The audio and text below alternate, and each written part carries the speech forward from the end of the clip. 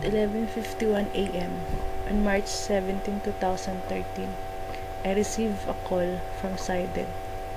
Pero waray ko nasagot, kaya nakadto akang bunyag simbahan. Kung alam ko la na it would be the last nga tawag niya, sana nasagot ko. Around 6 p.m. that day gihap, din text ko niya. Del, sorry waray ko kabato ning tawag. But I received no reply ti kang iya. After an hour, Renalyn texted and called about the incident. Until now, denial stage lagi pa ako. Full of regrets. Sobrang paninhinaya. Aking hinabol, ilang pangarap ang nakawala. Lahat ng yaman, pati mga kaibigan na nagkukunwari, di lahat bumalik. Iisa lamang ang may panindigan, dahil ikaw lamang ang hindi lumisan. Tunay na kaibigan, lagi kang nandyan.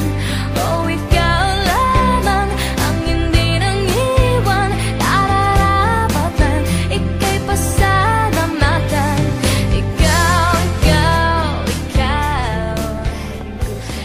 High school days.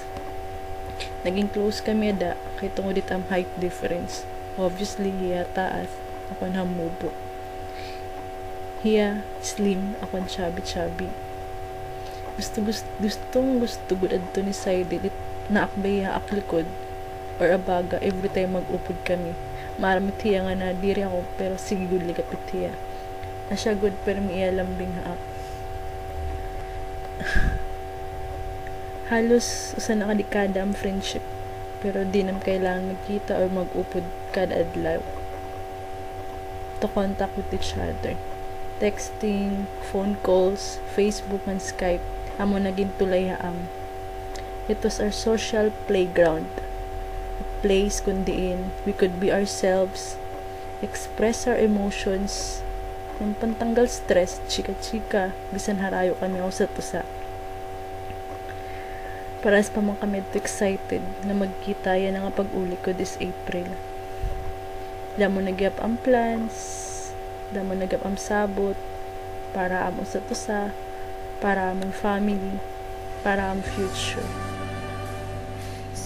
Mamimiss ko gyap yung pagtawag na akong paligid, lahat maskara, puso'y nakasara, panandali ang aliwan, kahit paliwan, pagsakay wakas, unti-unting tatakas.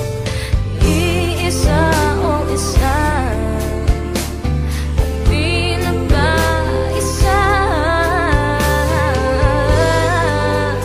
dahil ikaw lamang ang hindi lumisan. Tunay na kaibigan, lagi kang nandyan. Oh, ikaw lamang ang hindi nangiwan. Ika'y pasalamatan. Ikaw, ikaw, ikaw.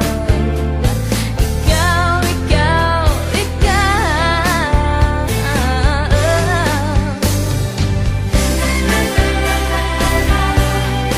Ikaw, ikaw. Nais kong pasalamatan. Ikaw, ikaw.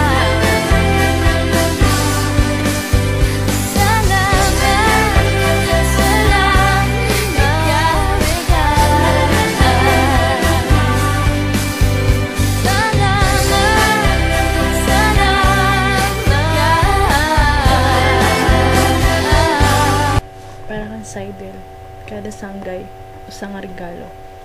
And I'm so thankful kan Sidel for the gift of friendship. Sidel nagtutduha how to be a friend and how to treasure friendship. Thankful gyap ako kay hiyan usa nga nag-help up para maging strong habis ano nga problem. Remember ko last 2011 Sunday adto, usaha mga pinaka-touching moment hamon nga duha. after masabtan ni Seidel kung ano gula natabo han accident adto ira tumawag dayon niya at